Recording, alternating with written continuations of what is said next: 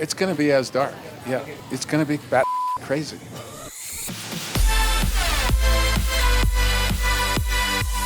There's been a real clamoring from fans to have this reunion finally happen.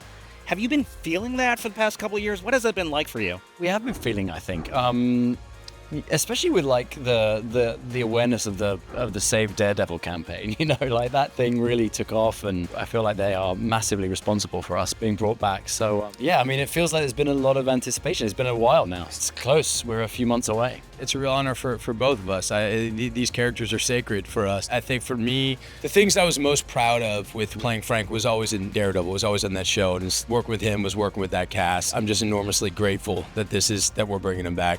Get all sweet on me now, Frank. The Save Daredevil movement, I think we can't underestimate that the fans really spoke and they were vocal, and now we're here.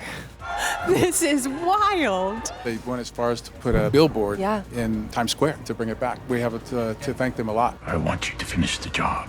So, Charlie, you've mentioned that Born Again is kind of a whole new thing, and that's not necessarily a sequel of the OG series. What do you mean by that? I may have to revisit that statement. It's been a long time since we finished filming the original show that was on Netflix. And what we have an opportunity to do here is reach new audiences, but also play the hits a little bit as well. And trying to tread that line is really difficult, and the writers, I think, have done an amazing job. You can start watching the show and still get as much from it as if you haven't seen any of the other seasons. You're not serious. I've never been more serious. So what was it like actually finally getting back on set together? Well, for me, in some ways, it felt like I never really left. And again, because of the fans, you know, there wasn't a day that went by where someone didn't stop me and ask me about the show. So I think for me, just the first day I worked with Charlie and Deborah, you know, being on the streets of New York again was pretty incredible. I think remembering too, like, there was a pandemic between that show and this show, and that time feels like no time, right? I mean, we all kind of skipped 2-3 years in there. I remember the first scene that I had to do. It's like, okay, I'm back into this world again. A part like that is so interesting and so wild. Like, even during takes, sometimes it's like, this is so bizarre. To go back there, it was fun. I'll say this, the set felt the same. The vibe on set felt very much like coming home. It was piecemeal, you know what I mean? We weren't all there day one. You know, we were deep into it, really, on your first day. So we've been talking a lot, actually, on the phone about making sure what the relationship was going to be like and who was going to write those scenes.